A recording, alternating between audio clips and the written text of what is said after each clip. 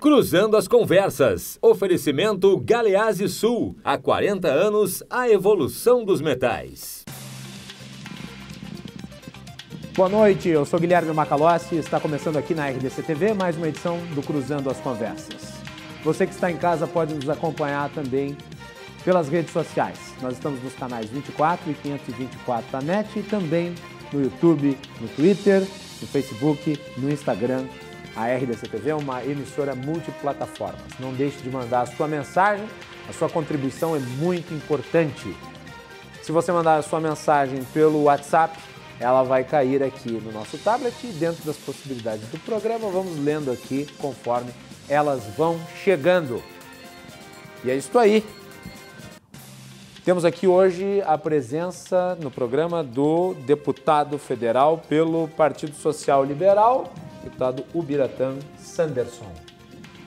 E também o arquiteto e urbanista e presidente da Federação Nacional dos Arquitetos e Urbanistas, FNA, Cícero Álvares. Coordenador o engenheiro civil e diretor de negociações coletivas do Sindicato dos Engenheiros do Rio Grande do Sul, SEMGRS, João Leal Vivian. E também o coordenador do Conselho de Relações do Trabalho e Previdência Social da Federação das Indústrias do Estado do Rio Grande do Sul, FIERGS, Thomas Nunenkamp. Nós vamos falar hoje sobre salário mínimo, se ele é um obstáculo para o mercado de trabalho. O deputado Sanderson tem um projeto de lei 3.451/2019, que pretende acabar com o piso salarial de engenheiros, químicos, arquitetos, agrônomos e veterinários. O PL foi protocolado no dia 12 de junho. O texto fixa com a revogação da Lei 4.950, de 22 de abril de 1966. Essa lei diz que o salário mínimo dos diplomados pelos cursos regulares superiores mantidos pela Escola de Engenharia, de Química, de Arquitetura, de Agronomia e Veterinária é fixado pela legislação, então, vigente. Para o deputado, o salário mínimo dessas categorias vem sendo reajustado acima do índice da inflação há muito tempo. Nós vamos aqui trazer, obviamente, as ponderações e os comentários dos quatro convidados, mas eu gostaria de começar esse programa, obviamente, tratando aqui com o deputado Sanderson sobre a celebração do acordo entre o Mercosul e a União Europeia, que está sendo muito comentado hoje e que é um marco histórico nas relações diplomáticas do nosso país, assim como das relações econômicas. O comentário que eu fiz agora há pouco na RDC, no jornal da RDC, apontava que o Brasil representa 1% do comércio global, segundo dados da Organização Mundial do Comércio, e assim tem estado durante muito tempo. Reflexo da incapacidade de nós expandirmos o mercado e das escolhas que foram tomadas durante muito tempo pela nossa política externa. Durante o período do PT, 14 anos, houve uma priorização das políticas Sul-Sul, ou seja, negócios com a África e com a América Latina em detrimento do mundo desenvolvido. Agora, principalmente depois que o governo do PT acabou, com a chegada do governo Temer e agora com o governo Bolsonaro, houve uma inflexão. Essa inflexão agora começa a produzir resultados. Outro aspecto que precisa ser devidamente abordado é de que isso possibilitará a abertura de negócios para os nossos produtores, a possibilidade de aumento das exportações e o barateamento de produtos internacionais em nosso país. Deputado Sanderson, seja muito bem-vindo aqui ao programa e eu gostaria de começar lhe perguntando qual que é a sua avaliação da celebração desse acordo. Guilherme, para mim, motivo de muito orgulho estar aqui hoje na RDC pela primeira vez. Prazer recebê-lo. E parabenizo aqueles corajosos empreendedores que enfrentaram todas as dificuldades para estabelecer um canal de informação do tamanho da RDC, um canal porto-alegrense, gaúcho, e nesse sentido fica aqui nossos parabéns. Muito obrigado. Eu quero cumprimentar aqui os engenheiros Cícero Álvares, que é o presidente da Federação Nacional dos Arquitetos e Urbanistas, FNA. arquiteto e urbanista. Obrigado. E essa definição arquiteto e engenheiro tem que ser muito bem feita, porque eu sei que... O arquiteto cria os problemas para o engenheiro. Controvérsia. Eu quero cumprimentar aqui o Thomas Nunenkamp, coordenador do Conselho de Relações do Trabalho e Previdência Social da Federação das Indústrias do Estado do Rio Grande do Sul, FIERGS, e o engenheiro civil, assim, engenheiro civil e arquiteto, bem definido. Engenheiro civil e diretor de negociações coletivas do SINGRS, o engenheiro João Leal Vivian. Um prazer enorme mesmo nós podermos discutir questões de absoluta relevância nacional, né? E absoluta relevância nacional é esse tratado, né? Hoje, certamente é um dia histórico para o Brasil, né? Nós estamos mudando de patamar, né? Com a celebração de um acordo econômico, e muito mais do que um acordo econômico, como o Guilherme bem colocou, é um acordo de relações diplomáticas com efeitos econômicos e comerciais. Exato. Isso aí é talvez a grande importância, né? Abrir numa via de duas mãos, né? Nós somos a 9ª economia mundial, mas nós não estamos nem entre os 30 maiores exportadores e importadores, ou exportadores. Nós éramos, para ser, tal como a 9ª economia, nós somos o 9º PIB mundial, teríamos que estar obrigatoriamente, Dr. Thomas Nunenkamp, teríamos que obrigatoriamente estar entre os 10 mercados internacionais principais. E não, estamos muito longe disso. E também somos uma das economias mais fechadas do mundo. Segundo o Índice de Liberdade Econômica, estamos na rabeira. Na verdade, comparando... Doing business também. Comparando o tamanho, o portento da nossa economia, nós somos mais fechados que a China. Porque a nossa economia é maior que a da Rússia. Sem dúvida. Menor que a da China, obviamente. Mas, na comparação, porque a China tem um mercado exterior gigantesco, e o nosso é desse tamanho, o que nos relaciona assim como um país capitalista, mas de viés socialista. Nós somos, até a presente data, até hoje eu diria, nós somos hoje um país com feição comunista. Mesmo as regulações e mesmo com a Constituição feita de forma democrática e tal, todo o regramento das relações de trabalho e emprego, das relações políticas, inclusive, né? Eu nunca tinha participado de política, eu sou policial federal e dessa vez, muitos como eu, saímos da zona de conforto e vamos lá, vamos prestar a nossa disposição para o Brasil, enfim. Só que daí eu vi, não, eu sou obrigado para me candidatar a me filiar a um partido político, né? Eu nunca tinha me dedicado a estudar esse tema de forma mais específica, senão no Brasil, é isso que eu digo, é um regime disfarçado de capitalismo, é um regime que nós vivemos hoje, inclusive, no aspecto político, um regime comunista. Porque se eu tenho que participar do processo eleitoral e eu obrigatoriamente tenho que me filiar a um partido, algo que só existe em 3% dos países do mundo. Aí tu vai ver China, Cuba, que tu é obrigado... Não, se tu não te filiar a um partido político, tu não pode... Mas aqui, pelo menos, tu pode se filiar em algum partido político. Não em um. Não, mas eu não quero me filiar a um partido político. E quero participar do processo eleitoral e ajudar no Brasil.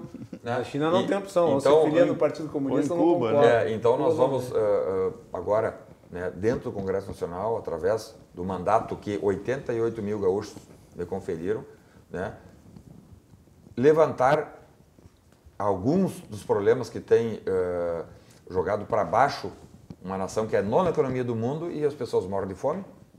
Não existem hospitais para todo mundo. Segurança é um caos, 60 mil homicídios ano. Né? Então nós temos que ver onde é que está o problema. Porque nós não somos uma Argentina, um Peru, uma Bolívia. Nossa economia é gigante. Né? E aí, identificar esses gargalos é uma das minhas missões. E né?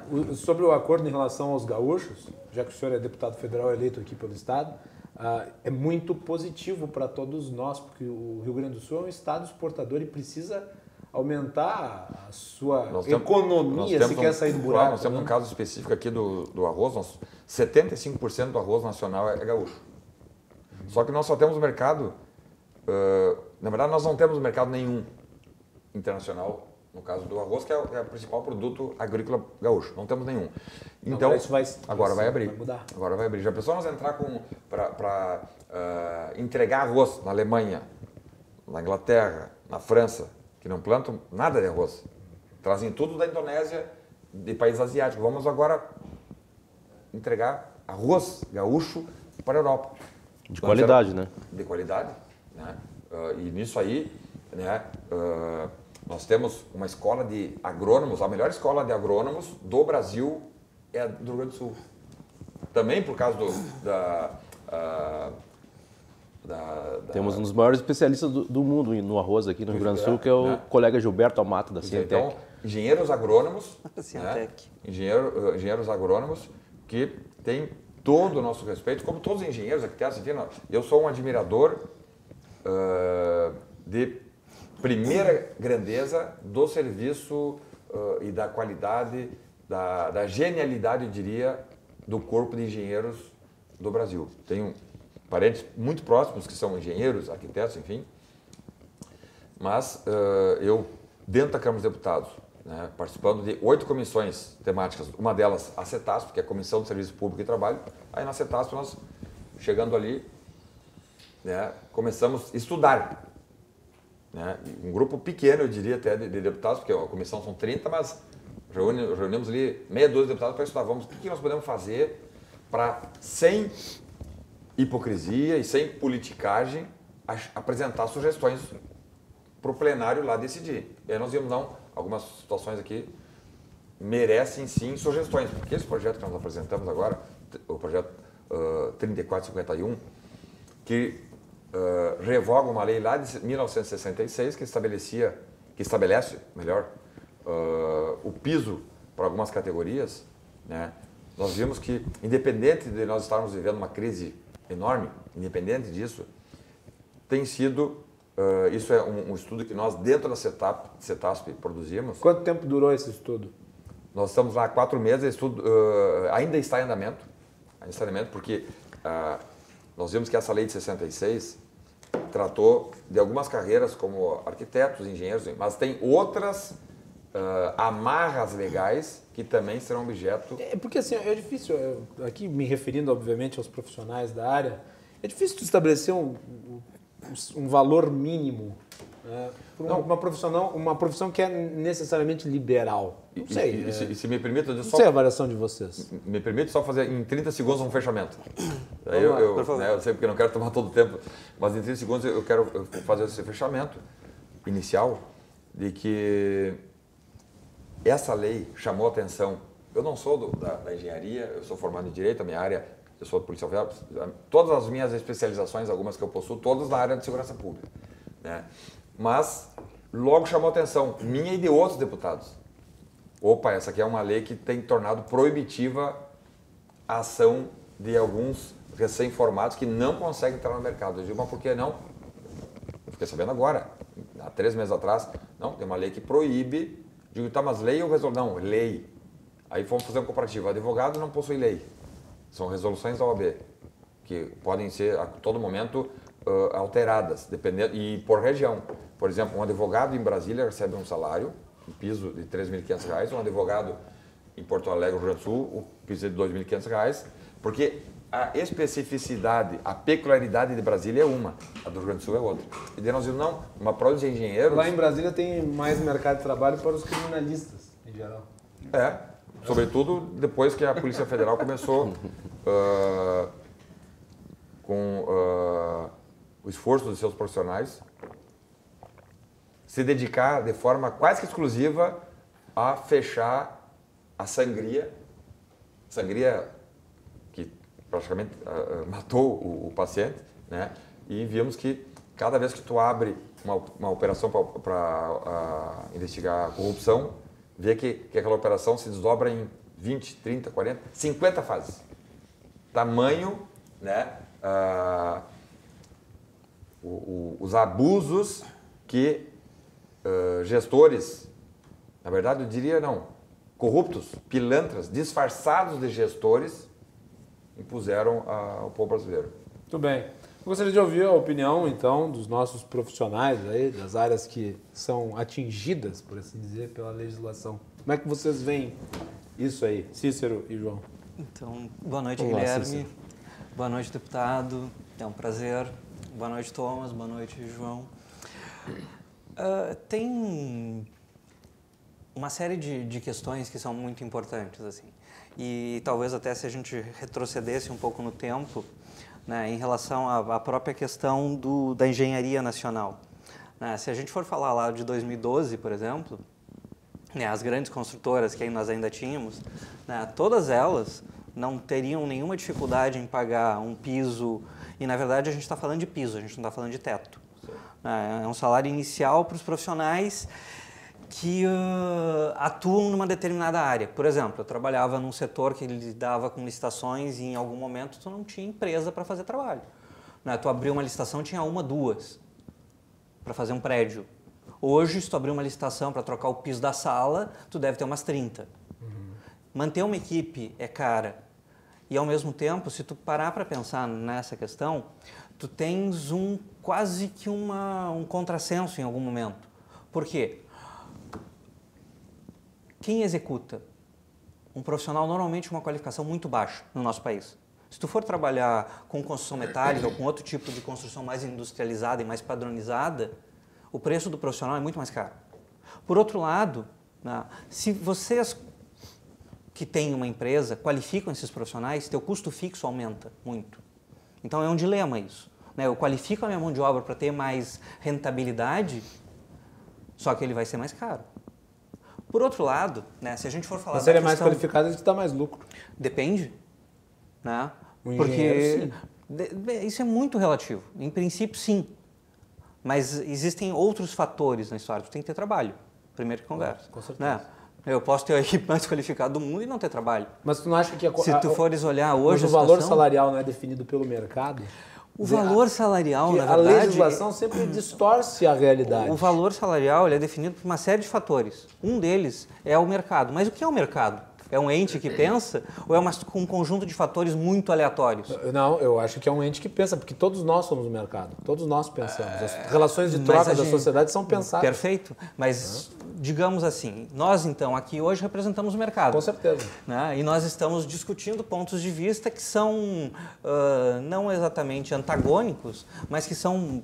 modo de dizer assim, eles são complementares, ou podem vir a ser complementares. São complementares porque todos nós queremos a mesma coisa. Isso, em princípio é o que se pensa. Né? Todos nós queremos o melhor para o país onde a gente vive, para a sociedade onde a gente vive. De formas distintas, mas é isso, em suma. Né? Então, essa discussão, ela também passa por isso, por assim, a gente precisa ter um nivelamento mínimo ou a gente pode deixar para as pessoas definirem. E daí qual é o critério? Porque, por exemplo, se a gente parar e pensar, bom, hoje eu estou lucrando muito, minha empresa está dando muito dinheiro, né? Como fazer isso para que aqueles profissionais que trabalham para mim possam ter condições de vida melhor? Teoricamente, eu posso fazer ou associá-los, ou aumentar o salário, ou tem N formas, né? Sim. E a gente tem que, assim, criar parâmetros para isso. Porque, por exemplo, tu pode ser uma pessoa muito legal, Guilherme, que pensa, não, se o cara for mais qualificado, ele vai me dar muito mais lucro. Né? Agora, eu posso pensar diferente, por exemplo. Não é o caso, mas eu poderia dizer não, eu não quero, eu quero simplesmente investir e gastar mais em viagem. Né? Porque o meu negócio é curtir a vida e curtir o mundo. Então, por quê? Ele está fazendo o trabalho dele... Só até que o primeiro prédio que tu construiu desabe. Não, mas aí tu tem outra questão. E é por isso que é importante a regulamentação profissional e a fiscalização. E aí a gente vai entrar num outro ponto, Perfeito. Que é assim, tu tem conselhos, tu tem a OAB, tu tem lá o CREMERS. O que eles fazem? Eles defendem a sociedade dos maus profissionais. E é para isso que eles servem. Né? Por quê? É o olhar do profissional que conhece o métier, que conhece o que está fazendo, que vai olhar para os outros e vai dizer, bom, ele fez bem ou ele não fez bem. Ele sabe o que está fazendo ou ele não sabe o que está fazendo. Isso pode ter a ver com experiência? Pode. Pode ter a ver com formação? Pode. Tem N fatores. Né? E é importante que isso esteja sendo discutido de forma clara.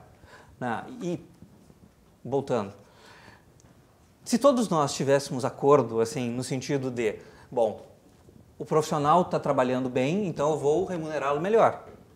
Né? Mas isso normalmente não acontece, infelizmente.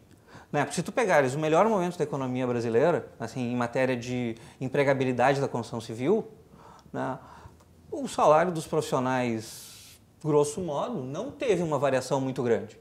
Né? O próprio deputado no projeto, lá no embasamento, ele critica um pouco isso, inclusive. Né? Mas a gente tem que lembrar, de novo, que o salário mínimo profissional, a lei 4950A de 66, ela trata de piso. E é o na verdade, o piso quando tu entra, ele não tem reajuste. E, na verdade, nossa discussão é que ela não é indexada pelo salário mínimo profissional. Esse é um dos pontos ali que a gente vai discutir, porque na justificativa do deputado, isso está meio equivocado. Mas isso é uma questão que a gente aborda melhor daqui a pouco. E, para encerrar, o que eu acho é que, assim, essa discussão ela é importante até para isso, até porque profissionais melhor remunerados certamente desempenham trabalhos melhores. Tem condições de se qualificar, tem condições, inclusive, de colaborar mais com a sociedade. Por outro lado, se tu pegar uma realidade que o profissional tem o seu salário parcelado, né, além dele não ter condições, normalmente, de ter vida digna, o que acontece? Ele prejudica toda a cadeia da construção civil e mais. Né? Por exemplo, um pequeno empresário que é dono de padaria ou que é dono de um mercadinho, quem é que compra dele? Não é o mesmo cliente de um grande supermercado. Se essa pessoa tem salário parcelado, ela vai comprar ou ela vai reduzir gastos? Quem é que sofre com isso? Né? Então, tem uma série de discussões que são importantes até para pautar isso. E só para fechar agora, a gente não tem discussões ou brigas entre arquitetos e engenheiros. A gente se enxerga como complementares. Arquitetos e urbanistas e engenheiros civis, ou outros engenheiros, eles têm funções que são normalmente complementares. A briga acontece muito num ambiente... Folclore, né? É um folclore. É isso, porque na construção, quando tu entra no canteiro de obras, a gente se enxerga como complementares. Tem o Conselho de Engenharia e o Conselho de Arquitetura. Separou em 2010. Separou. Mas agora isso... CREA e o outro... Conselho estadual e o regional e o federal é o Conselho de Engenharia e Agronomia. E aí saiu a Arquitetura e criou o Conselho de Arquitetura e Urbanismo. Mas então, depois eu passo pro Thomas. Boa noite ao telespectador, né? É um prazer estar aqui discutindo um tema tão importante para a categoria profissional. A gente é o nosso dia a dia, é fazer negociação coletiva. Thomas, já tivemos aí algumas reuniões junto à Fiergs. Eu entendo que essa discussão a gente faz praticamente todos os dias, todas as semanas. E sobre a lei também? Sobre essa lei específica, não? Sim, é o nosso dia a dia, porque a gente faz acordos e convenções coletivas. Eu imagino que eu estou entrando agora no processo, imagino que essa lei e o que ela traz consigo deve ter sido objeto de vários fóruns e debates, discussões, enfim, por anos. Sim, por anos. E ela sempre toda semana, toda reunião de negociação coletiva, ela está em pauta. Claro. Então, uns 4, 5 meses atrás, a gente discutia essa lei com um sindicato patronal. E a grande questão que vem por uma negociação é ter a transparência da negociação entre negociadores. E talvez a gente esteja hoje discutindo isso porque ao longo desse tempo todo faltou transparência de negociar. Onde se senta para negociar e vem o argumento que o recém-formado não está tendo no mercado de trabalho. Onde quando a gente tem aí um sindicato patronal ligado à construção pesada, que quando a economia estava boa, não conseguia contratar engenheiro por menos de 25, 30 mil reais. Então, tem dois pesos e duas balanças. Quando a gente falar de engenharia, a gente vai da indústria metalmecânica, para a construção civil predial, para a construção civil pesada, a gente vai para as empresas de consultoria, que são realidades completamente diferentes. Então, a gente tem que olhar o contexto todo. Então, nós como sindicato, a gente também recebe demandas do nosso associado. O senhor é o deputado, o senhor está balizado pelos seus votos, nós estamos pelos nossos representados. Cada um tem um papel a cumprir. Então a gente tem que cumprir o papel. Não há um acordo coletivo, uma convenção coletiva sem uma assembleia da categoria. Não há uma ação judicial sem o aval da categoria. As ações acontecem porque a categoria demanda os sindicatos dos engenheiros para entrar com ações. Talvez a gente esteja conversando hoje por causa de uma chuva de ações que aconteceu ao longo desse tempo. Mas a ação não acontece porque o sindicato resolveu entrar com a ação. Acontece uma denúncia da categoria, acontece uma tentativa de reunião com os entes que estão lá do outro lado, acontece uma tentativa de um acordo coletivo, a ação é a última etapa. Então, certa vez a gente estava conversando e... Ação que serviço de ação trabalhista. Ação trabalhista, judicial. Judicial. E o sindicato lá estava dizendo assim, não, mas a gente reconhece o salário mínimo profissional, então por que não paga? Se fizer uma inspeção hoje nas obras, eu digo que a maioria das obras hoje do Rio Grande do Sul, prediais, por exemplo, se tu chegar na obra lá, tá um engenheiro residente da obra e não deve ganhar o salário mínimo profissional. Te digo que não ganha. Então... Trabalha ilegal? Não? Trabalha ilegal. Não, mas a carteira não é nem assinada como engenheiro. Não, trabalha. É o engenheiro residente da obra, está lá na placa da obra. Está clandestino ali. Não está clandestino. Está com carteira assinada, está tudo certo. Ele não é engenheiro? Engenheiro residente da obra e não recebe salário profissional. Sim, então é legal. Que a lei estabelece que nenhum daqueles profissionais pode receber menos do que aquele. Isso ele vincula. Peraí. Deixa eu fazer uma pergunta sobre isso. Essa vinculação legal, ela é taxativa. Peraí. Mas não é realidade. Por que ele está nessa condição? Nessa condição? De legalidade. Por quê? Vamos Por que ele não recebe como profissional? A gente pede fiscalizações. Então, mas por quê? Por que ele está lá? Por que ele não recebe? Possivelmente o mercado está oferecendo essa oferta de emprego e ele está topando. Mas Porque a lei, ela exclui essas pessoas do mercado de trabalho. Então aí tem mecanismos para não excluir. O pessoal se vê obrigado a contratar sob outra forma. Não, Guilherme, na verdade, a lei é o é mais mercado flexível. sobre a lei. Só deixa eu concluir o raciocínio.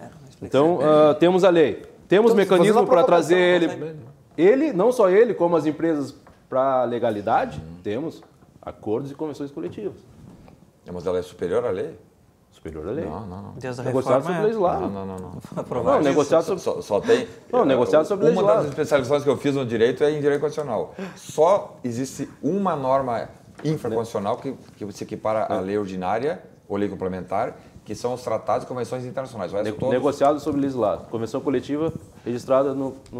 Não, mas não pode superar uma lei ordinária, trabalhista. Né, mas com relações a leis que fazem parte da CLT. Se tivesse... Quando foi feita a reforma trabalhista, lá podiam ter dito, então, não, revoga-se a lei 4951, não revogaram. Ou seja, essa lei 4950 de 66, ela não pode ser revogada. Isso aí é algo que nós, agora eu como deputado, não podemos conceber que um dissídio coletivo, seja ele em qualquer, supere uma lei federal aprovada pelo Congresso. Então, fechamos o Congresso. Não. Nesse aspecto aí, nós Negociado sobre legislado, tá? Não, Na reforma trabalhista. não, mas não para uma lei específica. Só para aquilo que consta dentro da CLT. A CLT tem centenas de artigos, né? Mas essa lei não se insere dentro da CLT? Não. Essa lei não está dentro da CLT. Ela não faz parte da CLT. Ela não faz parte da CLT. Porque a CLT, ela especifica questões mais pormenorizadas da relação de emprego. Isso aqui é um piso, né? Que muitas das categorias... Mas aí não se insere numa pormenorização do emprego? Não. Portanto, ela não pertence à CLT. Consolidação das leis do trabalho, a consolidação é anterior. Ela é de Getúlio Vargas. É 43. Né? Carta copiada pela Carta de Lavoro, que é a carta de, mais ou menos, carta... interpretação... Carta de Mussolini? Exatamente. Uma carta só para o João, né, que foi parafraseada, vamos dizer assim, numa similitude na época. Não, foi inspirada na legislação fascista. Pô. Exato. Vamos lá, e João, aí só essa lei é de pra 66, e vejam, quando o Castelo Branco, na época, presidente, vetou a lei, e ele vetou, pode ver o argumento. Sim, ela foi aprovada pelo Senado. Quando vetou, ele não merece, o engenheiro merece ganhar até mais, mas é uma intervenção indevida que o Estado está fazendo no mercado, e isso aqui não vai ser bom para o país. Em 66. Aí o Senado foi lá e derrubou o veto do Castelo Branco e mantém tanto. Por isso tem aquela letrinha A ali, 4950-A, porque é objeto de uma derrubada de veto. E aí, na época, os profissionais do serviço público, eu cito como exemplo aqui, por exemplo, engenheiros da Polícia Federal. A Polícia Federal tem engenheiros administrativos, não são policiais. O salário é R$4.000, baixíssimo salário. Quer dizer, no serviço público o Estado não intervém, que já é errado. No serviço público. Aí no privado o Estado diz, não, no serviço público eu não me interessa. Agora no privado eu digo, senhores empresários, você vai pagar tanto pro teu... Se isso aí não é um regime socialista comunista, então, né? Só para a roda girar, que ainda o Thomas nem falou ainda no bloco. Conclua então, João. Não, a gente tem engenheiro aí em todos os setores praticamente ligados aí à indústria. Tu vai lá da indústria farmacêutica, né, Thomas? Da indústria metal mecânica. Sim. Tu vai na construção civil, eletrônica, embarcado, inclusive, eletrônica de alta definição, tem e não é o problema lá, solar profissional. E me permita aqui, porque nós vamos chamar audiências públicas e vão para ouvir. Sim. Nós podíamos ter dito assim, não vamos apresentar, eu falava agora com o Cícero, né, de nós chamarmos para audiências prévias para depois apresentar. Daí me disse assim, tu não vai apresentar projeto nenhum. Tu vai ficar 4 anos, tu não vai apresentar um projeto. Thomas Nunecker. Então, apresentamos o projeto e vamos chamar a discussão. Bem-vindo. Vamos fazer a discussão. Boa noite aos convidados da mesa, aos nossos espectadores aí. A questão é controversa, né? Eu gostaria de abordar ela pelo lado econômico, né? Primeiro, né, existe um descolamento do valor do salário mínimo da inflação. Como o nome diz, o salário mínimo é um salário para satisfazer, em tese, as necessidades básicas, né, de uma família. A gente sabe que muitas vezes não dá, enfim. Mas para isso estava havendo uma recomposição econômica dele. E aí que começa o problema, né? Se eu pegar no plano real de 94 a 2019, o salário mínimo aumentou 15,4 vezes. Claro, teve inflação no período, mas acima dessa inflação. IGPM 7,4 vezes, INPC 5,7, IPCA 5,6, que seriam, quando a gente fala INPC e IPCA, são os indicadores mais usuais da inflação. Aí que está o cerne do problema no nosso entender. Se a gente atualiza esses valores do salário mínimo para efeito do nosso cálculo, a gente chega, no caso do IGPM, num piso, né, para 220 horas de... Daí nós também temos uma discussão de como calcular esse piso, né, seguindo a lei, né, de R$ 3.652, se fosse pelo INPC, R$ 2.808, pelo IPCA, R$ 2.775. Então mostra que até o espírito da lei inicial lá não gerava grandes distorções no mercado. O grande problema está nessa vinculação, que a partir de 2008, no nosso entender, também é ilegal, porque o Supremo declarou na súmula vinculante número 4 que não deve haver, o salário mínimo não pode usar essa vinculação para nenhuma coisa. Para nenhuma coisa. Nenhuma coisa, está bem claro, tem diversas decisões. Então, consolidado? Consolidado. Não, exatamente, tem uma decisão da CEBIC. Depois do segundo bloco. E aí começa o problema. Esse é o problema econômico, né? Fora a intervenção, tá? Vamos aceitar que existe uma intervenção, mas há um descolamento. Então, há um aumento acima da inflação numa economia que não teve essa produtividade.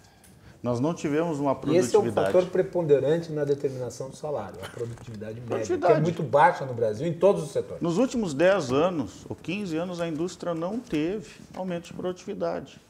Isso daqui, então, é aumento simplesmente de custo, né? Infelizmente, e o resultado disso é que temos inúmeros engenheiros trabalhando, como Uber, como Cabify, alijados do mercado. Hoje, as empresas evitam de contratar engenheiros, a não ser por uma questão de extrema necessidade. Por quê? Porque esse salário está fora do mercado, né? E a própria, acho que aqui já se viu, está se dizendo até que se negociou, podemos até discutir se é válido ou não, mas eu gostaria assim, as empresas estão ressabiadas pelas próprias ações coletivas do SENGE. Pô, eu tenho um funcionário, eu ajudei ele a se formar engenheiro, mas ele está lá trabalhando numa máquina, na indústria metalúrgica, como torneiro, como fresador. E existem casos que a empresa foi condenada a pagar o salário como engenheiro. Então ela não quer mais. Ela não quer mais ajudar o funcionário a se evoluir, porque ela vai ser condenada depois. É a coisa mais perversa que tem. Me permite uma pergunta, no Unicamp. Já nós estamos antecipando a nossa audiência pública, nós vamos fazer lá para... mas se ele é contratado como técnico e está na carteira de trabalho lá, técnico, o que tem a ver o diploma que ele... Infelizmente, é como muitas vezes a Justiça do Trabalho decide, né? Foi colocado aqui que se faz... Mas isso tem que ser judicializado, então. Judicializado. Tem que ocorrer, óbvio. Né? Por exemplo, não estou dizendo, vou deixar bem claro aqui, não estou dizendo que é o caso do Senge, né? Mas nós já tivemos, lá na federação, notícia de inúmeros, não foi uma vez, advogados que assinam a convenção e depois entram com o processo trabalhista questionando aquilo que ele assinou. Infelizmente, a segurança jurídica para as empresas nas relações de trabalho, em que pese que houve uma modernização trabalhista, né, e que reduziu bastante o contencioso, né, isso é fato, ela não trouxe ainda a segurança jurídica nas relações de trabalho, né? Nós aí temos que avançar muito, né, muito, e achar esses caminhos. Seria ótimo que alguns acordos, né, até pelo próprio acordo que o Senge está trazendo, ele reconhece que o mercado não tem como absorver engenheiros recém-formados. Aí eu vou voltar à pergunta com a provocação que eu fiz a eles dois, vou fazer para ti. Essa daí do sujeito que é flagrado na obra lá e ele não está recebendo de acordo como engenheiro. É efeito disso? Provavelmente é efeito disso. Então, quer dizer, tu concordas com a minha avaliação? Com certeza, com certeza. A empresa às vezes tem... Mas é que o apresentador, ele não é uma peça acessória aqui. É que muitas vezes existe de mundo e suas opiniões. Eu acho que a gente sim. Eu só garanto aqui o direito de todos falarem. Existe uma condição inegável que bom, né? Dificilmente as empresas... É quando o engenheiro é responsável, assina e faz RT. Daí, dificilmente, não vou dizer que não tenha, de estar recebendo menos do que o piso. Agora, daí nós caímos numa zona de sombra, que são atividades de engenheiro, mas não são exclusivas / privativas, ou do arquiteto, vou dizer assim, que um outro profissional pode realizar. Né? Isso acontece com todas as profissões. A gente vai olhar, existem questões, e só por lei as coisas que são privativas, tem que dizer, isso é privativo do engenheiro, isso é privativo do arquiteto, isso é privativo do farmacêutico. Então aí começa a zona de sombra e começam as decisões e começa a insegurança jurídica. Então, o que não for extremamente necessário, que está lá assim, bem, isso aqui é engenheiro mesmo, né? Então a empresa contrata, em algumas situações, outras ele contrata, ele tem que contratar até numa situação de risco, porque senão ele inviabiliza a coisa. Essa é a questão do mercado hoje, né? E vou dizer assim, hoje, engenheiro iniciante não consegue ganhar esse piso aqui nem na Europa.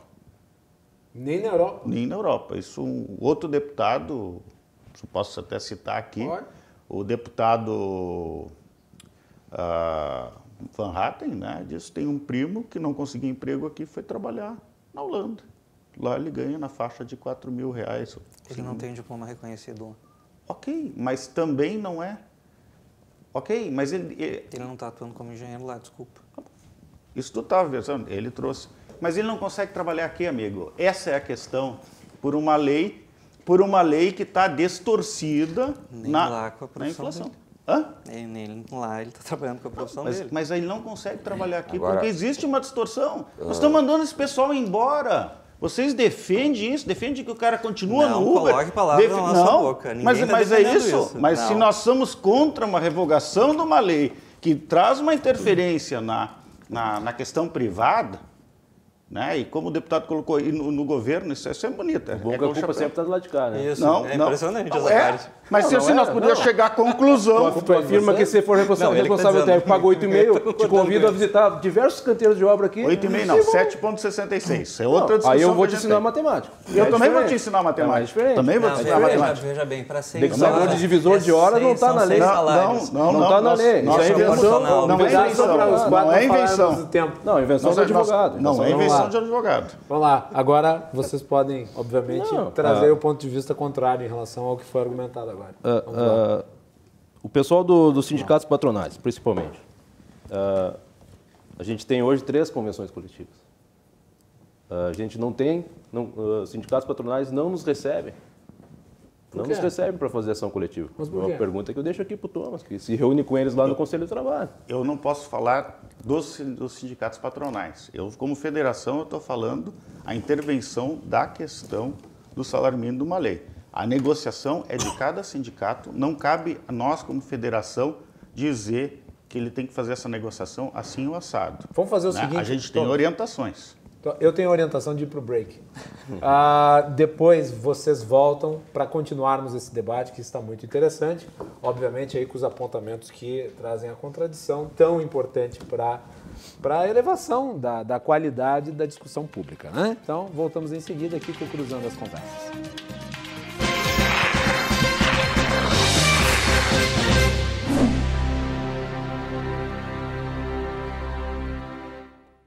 Vamos voltar. A gente faz um debate sobre o sindicato atrás. Olha aqui. Não dá, nós voltamos. Nós estamos de volta, o debate prosseguiu aqui no intervalo, estamos falando de sindicatos. Nós estamos aqui com Cruzando as Conversas. Você pode nos acompanhar através dos canais 24 e 524 da NET, também pelas redes sociais. Nós tivemos um pequeno problema técnico e nós não tivemos transmissão ao vivo no início deste programa pelo Facebook. O programa estava, entretanto, disponível nas outras plataformas e vai ser disponibilizado na íntegra para todo mundo depois. Quem não assistiu desde o início ao vivo poderá assistir a íntegra da gravação depois, né? E quem está chegando agora no Facebook, né, podem nos acompanhar e mandar sua mensagem através do chat e mandar sua participação também pelo WhatsApp, né? Nós tivemos aqui algumas participações. Lembrando que o Cruzando as Conversas é um oferecimento de Galeazzi Sul, há 40 anos, a evolução dos metais. E temos aqui mensagem, olha só que legal essa mensagem aqui. Tomando um vinho com queijo brie e geleia de frutas, assistindo um dos melhores programas da TV brasileira, porque hoje é sexta. Porque hoje sextou. É isso aí, obrigado. Isso aí, faça você também a sua sextada, o seu sextou com o Cruzando as Conversas. Vamos lá, mais uma mensagem. Mensagem aqui do Odemiro Camilo. Olha só o que ele manda. Boa noite. Por que tanta diferença?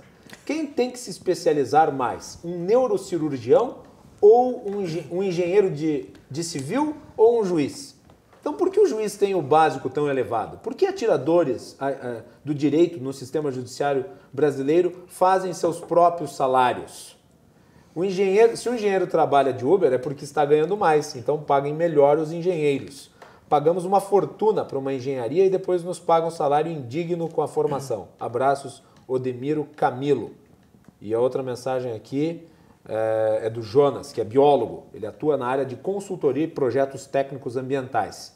E diz que a minha categoria não tem piso salarial, mas eu sou contra o piso salarial. A obrigatoriedade do piso exclui a inserção dos profissionais no mercado. É basicamente você obrigar as empresas a pagar a mesma coisa para N perfis. Eu, como empresário, tenho a obrigatoriedade de pagar a mesma coisa para profissionais com perfis e qualidades diferentes. Então, aí duas mensagens bastante distintas em relação à mesma questão. Eu volto aqui com o João e com o Cícero, porque eles iam colocar os seus apontamentos em relação à fala do Thomas.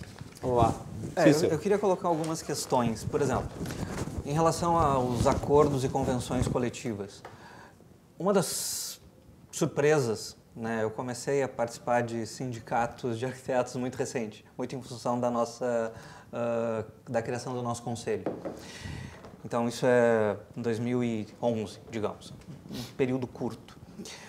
Já tive diversas experiências, inclusive como dono de empresa. Mas uma das coisas que me espanta muito é o desconhecimento geral, não só do empregador, mas como do empregado. A questão da formação e o medo, às vezes. Porque, por exemplo, um acordo, uma convenção coletiva, ela poderia servir para o empresário como uma forma, inclusive, de defesa. Desde que ele esteja bem feito, desde que as partes compreendam as seus deveres e seus direitos contidos ali, naquele termo. Porque ele nada mais é do que um contrato firmado entre as partes. Uma das questões que é importante também dizer sobre a Lei 4950A é que ela tem no seu âmago, assim, é a questão da proporcionalidade. Por exemplo, se o profissional que eu contratar, se eu fosse dono de empresa, ele trabalhar por 4 horas, ele vai receber proporcional a essas 4 horas. Ele não precisa receber proporcional às 8. O ideal seria que ele recebesse proporcional ao que ele produziu nas 4 horas. A questão é que, em alguns casos, gestão, isso né? pode acontecer, porque, de novo, Guilherme, a gente está gestão. falando de piso, a gente não está falando de teto. E essa tua frase só corrobora o que eu estou dizendo. Né? Porque se ele trabalhar e esse trabalho nessas 4 horas for muito assim, rentável ou bom para o empregador, e o empregador for, digamos, justo com ele, possivelmente ele vai receber mais Mas que aqueles pisos. se ele não produzir necas, tu tem que pagar igual. Não, tu pode demiti-lo e trocar, né? A questão é que... gestão. Produção é gestão. Isso, é óbvio.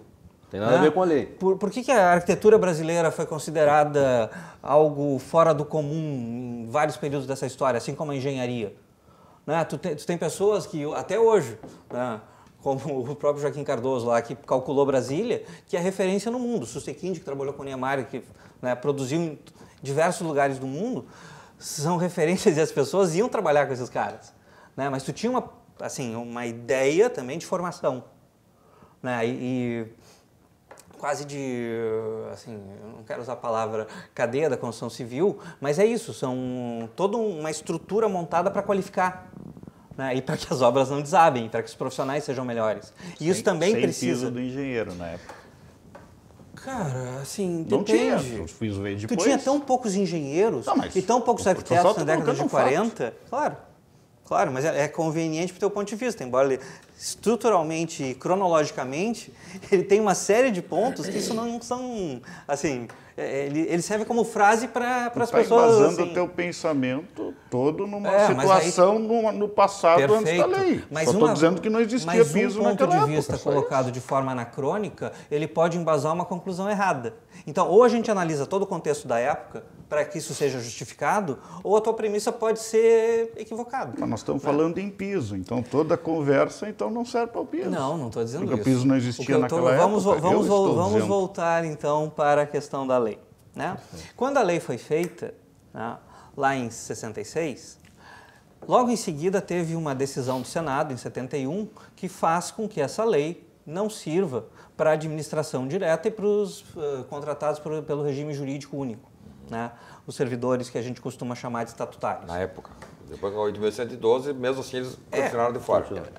É isso que eu digo. O Estado intervindo no privado, quando no público ele já se retirou em 71. Mas daí eu quero aproveitar esse momento para ler o PL 6689, que é um projeto de lei que agora está tramitando na Câmara, né? Eu até peguei aqui o andamento dele, ele está até na CETASP, olha só, e ele está com o deputado Cabo Sabino, é o relator. Não se reelegeu. Pois, mas ele está Tem que trocar de relator. Está fora. Não, ele deve ter tá voltado, arquivado, porque ele está aqui. provavelmente. Não, ele não está arquivado, porque ele Quem está é tramitando. o autor do projeto? Foi o deputado André Figueiredo. Tá. É antigo projeto? 2013. 2013 está tramitando. Aqui tem a tramitação do projeto. Até posso passar para o deputado. Sim, não. Não. E lá no CETASP, como esse deputado não se reelegeu, eu posso pegar. E veja só o que ele fala. Mais uma vez, Cícero, né? O objetivo nosso é achar uma maneira de resolver esse problema, Sim, que é um problema. nosso também. Né? Todos nós aqui queremos, o Nonenkamp, Guilherme, todos nós queremos a mesma coisa. Somos todos irmãos. Claro, a gente só não quer piorar a situação. Mas claro, vamos trabalhar Isso. e nós vamos chamar audiências públicas, né? Vamos ouvir todos os setores. Vamos chamar, inclusive, alunos de faculdades de engenharia. Winston Churchill Perfeito. tinha uma boa frase sobre esse negócio de reuniões. Ele falava assim, nas reuniões de gabinete eu sou muito democrático. Todos podem discordar, mas ao só fim da reunião todos têm que concordar comigo. Sim, afinal. Eu só vou ler um A pedaço audiência aqui. pública, ela realmente é pública, vários deputados participam e vários setores participam para nós, ao final, elaborar, entre aspas, uma decisão, uma Isso, sentença. mas olha só, o voto do relator, ele trata o seguinte: a possibilidade de fixação do piso salarial aos empregados em geral decorre da previsão expressa da Constituição Federal, que em seu artigo 7º, inciso 5º, assegura ao trabalhador o piso salarial proporcional à extensão e à complexidade do trabalho. Eu vou pular algumas coisas aqui do voto e vou lá para a parte que interessa para a nossa argumentação e depois eu lhe passo a justificativa. Partindo dessas premissas, o presente projeto de lei visa disciplinar a remuneração dos advogados empregados no setor privado. Ou seja, trata-se de medida sem nenhuma repercussão no setor público. E aí a gente pode até questionar isso, mas... Né? Para ver que a lógica está invertida. A né? adoção, até porque se a gente voltar, No nós temos público, 5.000... não há intervenção, no privado há intervenção. 5.500 e... Mas é que no público o advogado ganha 70 muito mais que isso. municípios? Aonde? No Depende. advogado? Depende Não, do não, advogado. Os depende. advogados, Não, depende. na sua ampla maioria, vai- ganham não vai- muito não- mal. não vai atrás. Se tem grandes bancas aí, Talvez- onde os donos ganham bem, os advogados Mas no em si ganham público? mal. Então, a gente Não, pode no privado. replicar esse modelo para outros no privado. setores Privado- da Por isso produção que desse surgiu a país. lei. Não ganham mal porque mas, não tem... Mas não essa tem- discussão não tem. No público, o advogado ganha muito mais que isso. Não, mas no Sim, público alguns todo mundo ganham. ganha bem. Mas que eu Não, tô dizendo. Vamos lá, no entendeu? público todo mundo ganha bem. Não. Não. A não ser policiais. Eu não ganho salário e mínimo policiais- profissional. Não, sou policiais federais ganham melhor que arquitetos, por exemplo, e que engenheiros no setor público. Né? É. Mas voltando para cá, olha Na só. verdade, tanto que os não imaginam a quantidade de engenheiros, arquitetos que trabalham na Polícia Federal como agentes federais. Nós temos Não tem campo lá, o cara faz concurso, vai para a 5.500 Receita Federal municípios E a e maioria desce. deles não tem nem Cheio de arquitetos nem engenheiros. E isso que o salário nesses municípios, né, Não- conforme dito, é mais baixo Não tem peso. do que que a 49,50 reza. Né? Tipo, se ela fosse um impeditivo, todo município teria arquiteto e engenheiro. Mas ninguém quer Por ser essa operado por lógica, enfermeiro também, que né? eu também não vou concordar muito. Né? Mas digamos, vou ler aqui. Não Ou tem seja, tu, vai tu mesmo. né? trata-se de medida sem nenhuma repercussão no setor público, né, onde eu estava. A adoção dessa medida mostra-se de extrema importância para os advogados empregados, principalmente os recém-formados, que evidenciam situações de precarização do trabalho por não disporem de piso salarial básico e trabalharem em carga horária excessiva. Inexistência de um piso salarial para a categoria tem feito com que o advogado privado, muitas vezes, ingresse em um escritório recebendo valores irrisórios, que tu acabaste de reforçar isso. Razão da nossa iniciativa, que além de estabelecer valores mínimos à garantia da dignidade do advogado, prevê o reajuste anual de sua remuneração mínima pelo INPC, no dia 11 de agosto, dia do advogado. Tá? Inclusive, né? A 49,50 ela não faz a indexação pelo salário mínimo. Né? Isso é um valor de entrada, mas não de indexação. A indexação normalmente acontece por outras... Cícero e Guilherme. Vamos lá. né, Mas como não? Se eu tenho que contratar o cara, o engenheiro, pelo salário mínimo, claro que ele Isso faz. é no momento da contratação. Na Tem Pois contratação. é. Só que, várias decisões do Supremo que corroboram o que a gente está dizendo. Mas eu posso assim, te mandá-las. mas é um jogo só de matemática. Daí, desculpa, se eu tenho um salário mínimo que sobe mais do que a reposição salarial, Não sobe, inclusive em 2019 ele foi mais baixo. mas no histórico ele subiu, tá? Sim. Aí nós vamos pegar um aninho, assim, desculpa, isso é cálculo de arquiteto, de novo. Nós vamos olhar Opa, economicamente. desculpe. Não, mas é de novo. Vamos pegar um aninho. E daí, Olha assim, o preconceito. não, é que assim, o argumento é muito fraco. O seu O ano. Não, aumentou 14 vezes, eu te coloquei aqui 15 vezes. Esse é o problema. Nós distanciamos do valor que deveria ser. Só isso. Mas o indexador não foi esse. O indexador, claro que é o salário. O novo passa a ganhar mais do que aquele que está há 2, 3 anos. Eu tenho que daí subir todo mundo. Eu tenho aquela paridade, eu não posso deixar um novo, por paradigma, ganhando mais do que o engenheiro que já está há 2, 3 anos. Então ele é obrigado a subir. Isso é tão simples. Desculpa. Depende da realmente, Não, classificação não, da empresa. depende Tem um não. plano de cargos de É uma salário. relação, não tem como fugir, se realmente. vocês querem defender, porque acham, tudo bem. Agora não vamos matar a matemática, sabe? Ninguém está matando a matemática. Não, essa é a realidade. Porque se eu... Vocês que são engenheiros, porque o senhor também é engenheiro, né? Sou? Qual é engenheiro civil? Não, química e sou administrador também. Engenheiro, jornalista e um bacharel em direito aqui. Eu Arquiteto. também sou bacharel em direito. Olha aí. Pô, por isso que tem um brilhantismo especial aqui, que esse guri vai Mas longe. é exagero. Mas de qualquer forma, Então, sabe como é que eles têm também os nomes bonitos, né? Para contratar engenheiro e arquiteto, analista, projetista. Mas tudo é legal.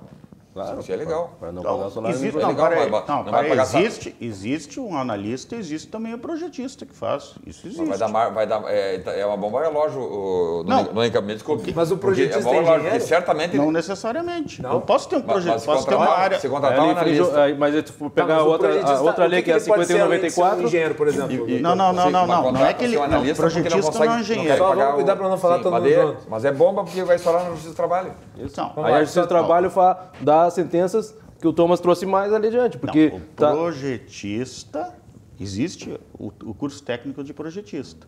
Só que o que o projetista faz, o engenheiro em determinado momento também pode fazer. Colide, então. Não, mas é que o Colide. projetista Não, que o esse- Thomas está falando é o técnico de nível médio. Não, aqui, ó, mas então pode acontecer numa situação do engenheiro dizer, bem, eu não estou conseguindo emprego, eu quero trabalhar lá de projetista.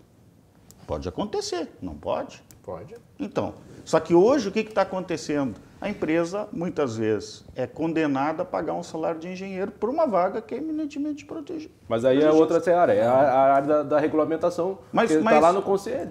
Acontece esse problema. Acontece, tivemos também. Thomas, me permite fazer uma colocação? Faz depois o João. O que me levou a apresentar esse projeto? Eu não tenho vinculação com a indústria, com a indústria da construção civil pesada, qualquer... Né, eu até, nesse aspecto, acho que me sinto bem à vontade. É como se, por exemplo, para fazer uma regulação da segurança pública, pegasse um deputado federal que é engenheiro. Talvez eles consigam fazer. Porque o deputado federal da Polícia Federal, da Polícia Militar, muito dificilmente vai conseguir fazer algo para um setor específico, porque ele vai tomar partido. E eu estou quase que agindo como um árbitro nessa situação. E o que me levou? Liberdade econômica. Eu sou... enquanto... O senhor é um árbitro, mas o senhor tem posicionamento. Não, enquanto posições... Não é verdade? Enquanto posições conceituais... Que nem eu aqui, eu sou meio que o árbitro aqui, mas eu tenho o meu posicionamento. Mas as minhas posições conceituais no aspecto da economia são absolutamente liberais. Sabe que eu sou leitor de Milton Friedman, um prêmio Nobel da Paz da Economia de 76, Nova Iorquina, é professor do nosso ministro da Economia aqui, o Paulo Guedes. O Paulo Guedes foi aluno físico de Friedman. Né? E nós, lendo algumas obras dele, a gente vê assim, todas as tiranias, isso aí é estudo científico que ele produziu, ele e a esposa dele, que também era uma economista famosa nova iorquina. Todas as tiranias, alemã, italiana, japonesa, iniciaram-se com a intervenção do Estado no mercado. Mas as ditaduras também convivem bem com a liberdade econômica. A China que diga. Não, aquilo ali é uma pantomima, é uma finta. Chicago Boys serviram no governo do Não, é uma finta que todos sabem que a... E eu sou liberal, que a economia chinesa é uma grande finta para entrar nos mercados estrangeiros. Né? Lá eles só produzem aquilo que o governo determina. Não, agora nós vamos produzir pneu. E eles vão produzir só pneu porque o governo chinês mandou produzir pneu. Então, tendo como dogma, não, vamos retirar a mão do Estado na economia. Então, apresentei esse projeto de lei revogando, como vamos apresentar outras sugestões legislativas para fazer algo diferente. Nesse sistema que nós estamos atuando aí, e eu acho a maior heresia jurídica, se a Justiça do Trabalho está fazendo isso, ao meu ver, ela está sendo uma injustiça no trabalho. Como é que o cidadão contratado lá, um aluno de arquitetura, meu sobrinho, aluno de arquitetura da URGS, né? Brilhante aluno, ele está num estágio, provavelmente ele é um aluno brilhante. Quando ele se formar, ele podia ser contratado. Ele já me falou, não, quando eu me formar eu estou fora. Tá. Por quê? Não, porque, só um minuto. Quando eu me formar eu estou fora. Por que não? Porque eles não vão me contratar para pagar R$8.000, né? Que na verdade para o empresário vai sair 15 mil, 16 mil, eu estou fora. Diz que tem casos, olha a heresia jurídica que nós estamos vivendo, tem casos na URGS e na PUC mesmo, que os alunos chegam como estagiários, ou mesmo como contratados, chegam a suspender a matrícula ou rodar em matérias para não serem demitidos, porque quando ele se formar, ele é demitido. Vou fazer intervalo, depois o João fala daí, para dar o seu contraponto em relação a esse assunto. Nós vamos fazer intervalo e nós voltamos na sequência aqui com o Cruzando as Conversas. Estamos falando sobre o projeto de lei do deputado Sanderson, aí que trata sobre piso em algumas categorias profissionais. Já voltamos.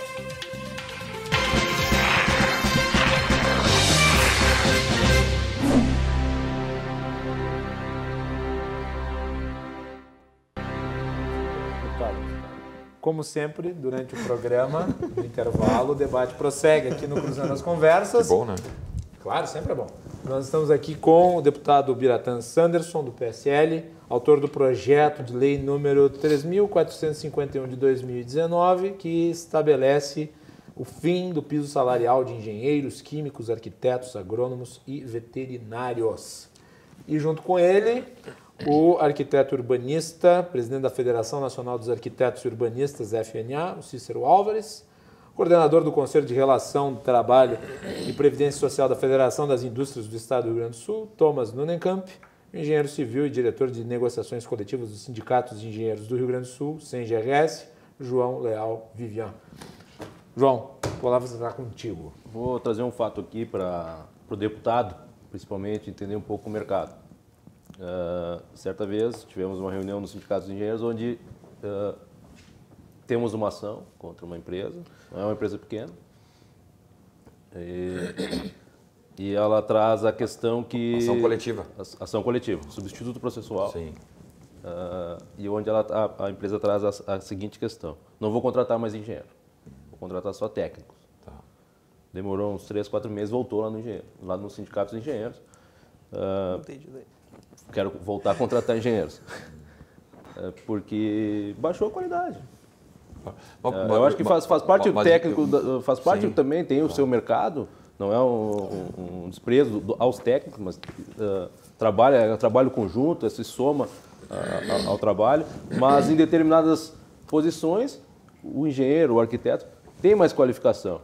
E quando estivemos na Fiergs, né, Thomas, e o ponto que a gente entendeu que era o ponto a ser discutido a partir dali, era trabalhar questões de acordos e convenções coletivas e também a questão do privativo e exclusivo. Saímos de lá com essa ideia. E aí depois surge um documento da Fiergs, foi disponibilizado aos sindicatos, orientativo, né? E agora surge a lei. E a gente tem mecanismos para discutir isso também. Os senhores, como engenheiros, 3 engenheiros qualificadíssimos, enfim, arquitetos. Eu boto engenheiro como arquiteto, para mim, são muito parecidos naquilo que produzem lá no resultado final. É que a muito visão embora, é um pouquinho diferente. Bem, mas haveria a possibilidade de nós construirmos um projeto ou uma medida... Um meio piso? Não, meio piso não, mas algo moderno que se adequasse à nova realidade mundial, não é nem brasileira, nova realidade mundial, né? Que não desprotegesse o mercado e nem o capital de trabalho, né? Mas que também não fosse proibitivo em algumas situações como as que nós estamos vivendo nos últimos 8 anos, que é a de crise, e nós vimos agora, esse mês, hoje é terça-feira publicou a inflação do mês, viram a inflação? 0,02% de inflação, maior, quase inflação zero, isso é a recessão. Nós estamos numa recessão gigantesca, o que vai fazer nós chegarmos, independente da reforma previdenciária ou não, muitos têm dito que a reforma previdenciária, a reforma da Previdência não será a panaceia para os nossos problemas. Vai remediar? Não, claro que não. Né? E imagina nós fechar o ano com 20 milhões de empregados. Que essa crise, ela é mundial, e quem está se salvando? Estados Unidos e China, apenas os 2 gigantes. A Argentina quebrou, a Argentina está absolutamente falida. Mas cada caso tem um caso. Não. A Argentina tem um problema de câmbio, né? Não, mas a Argentina também tem problema de intervenção do Estado. Tem também. Na economia. Vamos tentar. Eu digo, há essa possibilidade ou é a lei ou é nada? Né? Há possibilidade, tanto é que a gente está fazendo acordos coletivos aí com... Não, mas fora, eu digo não. Para que lei então? Não, mas, É o que eu coloco. Para que temos uma lei, então, que ter o uma Poder questão. Judiciário do Trabalho tem usado fortemente? Não, uma lei federal aprovada pelo Congresso Nacional sobrepõe qualquer tipo de... Nós temos aqui 5 minutos ainda de programa, então eu peço que as intervenções nesse bloco sejam bem objetivas, né? Para que todos possam falar no fim do bloco. Quando é que é o próximo programa? Deputado, A gente marca assim que o senhor voltar. deputado, quando surgiu a reunião, o Thomas Você nos tá em invitou lá, Brasília? a gente fez uma reunião Eu na estou morando lá, Fiergs. eu venho O eventualmente. nosso intuito sempre de sentar lá com Minha o Thomas era dedicação é o negociar. processo legislativo. Entendeu, deputado? A gente esteve na Fiergs no intuito de negociar. Nós somos negociadores, nós temos uma diretoria que se chama Diretoria de Negociações Coletivas. Sim. Justamente é para sentar para negociar. Última hipótese é a ação coletiva. Então a gente não está lá para fazer ação coletiva, a gente está lá para negociar. Então eu respondo a sua pergunta. A gente tem Mas eu digo espaço como para bacharel negociar. em direito, não como deputado. Se a lei vincula, como é que tu vai... Não há margem para negociação. Mas o que o senhor propõe? Pois eu estou perguntando por Revogar, nós não tem negócio. Nós apresentamos para revogar e para aí sim prestigiar a negociação coletiva, tal como várias categorias fazem. Os advogados fazem isso, a OAB chama as suas seccionais e estabelece, não, o piso hoje é 2.500, está muito baixo, vamos trabalhar. Tá muito, não, tem muita oferta, vamos diminuir. E essas resoluções, tem casos de num ano publicar 3, 4 resoluções. E aí vem aquela questão da peculiaridade, né? É uma lei que trata de questões diversas, porque trata o químico, o arquiteto, o engenheiro e o agrônomo como uma coisa só. Pô, essa especialização, essa qualificação e até a sazonalidade e a regionalidade, territorialidade tem que ter respeitado, né? Eu digo agora no caso dos advogados da OAB, né? Esse piso que é tratado por resolução, não por lei. Em Brasília é um valor, no Acre é outro, no Piauí é outro, em Porto Alegre, Rio Grande do Sul é outro. Agora, tratar um agrônomo que trabalha lá num fundo de campo de Rondonópolis, no Mato Grosso, da mesma forma que um engenheiro que trabalha lá no ABC Paulista, na GM. Não há um descompasso nesse sentido? Pergunto. Não. Minha vez? Na verdade está livre, não estou direcionando a palavra. Nós já estamos antecipando o que nós vamos tratar na audiência pública. Eu acredito que a gente tem que ter mais embasamento para essa discussão. Acho que o ponto de vista que o senhor traz é interessante como um elemento de informação. Mas assim, da mesma porque forma... Não está proibido, porque não está proibido, então revogamos essa lei ou vamos botar uma lei específica, então tá. Veja bem, assim... Uma lei só para engenheiro eletrônico, se for, né? O excesso de legislação também é um problema do país. Sabe que no Acre tem a lei Cartacho, né? Olha só.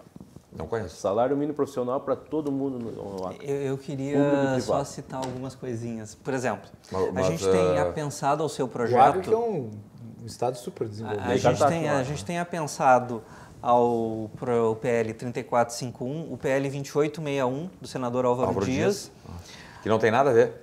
De técnicos, né? Ele estende a 4950A para técnicos de nível médio. E por não ter nada a ver, imagine um técnico de nível médio ganhando R$8 mil. Temos um minuto só. Vamos lá, o Giovanni Querini tem o PL 1710 de 2019, né? Para os técnicos agrícolas e técnicos industriais, que também trata da questão do salário mínimo. E estende, imagina um técnico ganhando o mesmo valor do engenheiro. Mais intervenção na economia. Nós somos contra essa legalização. Eu sou um liberal por convicção. A negociação é importante, né? A gente tomou essa decisão por uma questão de insegurança, né? E por não conseguir retorno do CREA, principalmente do que seria privativo do engenheiro, né? Há um ano nós já levamos mais substitutivos e não se consegue. Então há realmente, talvez não por parte do SENGE, mas o desinteresse de avançar nisso, né? A gente precisa resolver. É nesse sentido que a gente entende, precisa se achar uma solução. E a solução posta é intervencionista e não funciona. Tu vai falar rápido, se nós temos que encerrar, mas termina. Na verdade, o que eu ia comentar é que a revogação tácita, ela deveria, ou a revogação, ela precisa ter uma discussão antes. A formal. Claro, a gente tem que ter alguma proposta antes de revogá-la. E é fundamental que socorra, né? Tipo, carta branca para qualquer coisa, não vai ter acordo, deputado. Mas a abertura para o diálogo, para a construção de algo melhor para todos, sempre. O fato de eu, como proponente do projeto, estar aqui, e estarei tantas vezes quanto forem, vamos chamar a audiência pública para ouvir todo mundo, né? E aí, ao final, se nós virmos assim, não, isso aqui vai prejudicar o mercado, retira o projeto. Perfeito. Deputado, eu já antecipo que o senhor está convidado para uma próxima oportunidade que estiver aqui em Porto Alegre. Eu sei que o senhor está dedicado ao trabalho legislativo. Estou morando em Brasília justamente para me dedicar ao processo legislativo. Perfeito. Tem muita coisa para revogar. Adequado. Nós temos que fazer um chamado revogaço, que o Jair Bolsonaro está fazendo no aspecto no âmbito do executivo. Mas nós temos que fazer um revogaço dentro. O Guilherme acabou de falar aqui que nós temos um excesso de leis. Vamos revogar Só nós não temos excesso de tempo. Tempo é escasso. E eu gostaria de agradecer a todos os que estão aqui pela participação, né? Ao Cícero, ao João também e ao Thomas por terem participado desse debate, aos nossos telespectadores por terem enviado mensagens. Temos aqui outras, não vai dar tempo aqui, o pessoal dizendo que também sou engenheiro, né? Mesmo recém-formado, o engenheiro responde à sociedade e à justiça de forma igual ao colega experiente, por isso necessita ser minimamente bem remunerado. Então, obrigado aí também ao André Giraldi aí pela mensagem, a todos os outros que contribuíram, mas não vai dar para ler todos os comentários. Obrigado novamente aos 4 pela presença. Voltamos segunda-feira para repercutir as manifestações do final de semana, aí, dia 30. E também nós vamos fazer semana que vem uma cobertura especial da sessão de privatização aí das empresas públicas aqui no estado do Rio Grande do Sul. Mas aí na segunda-feira eu atualizo. Boa noite e até mais.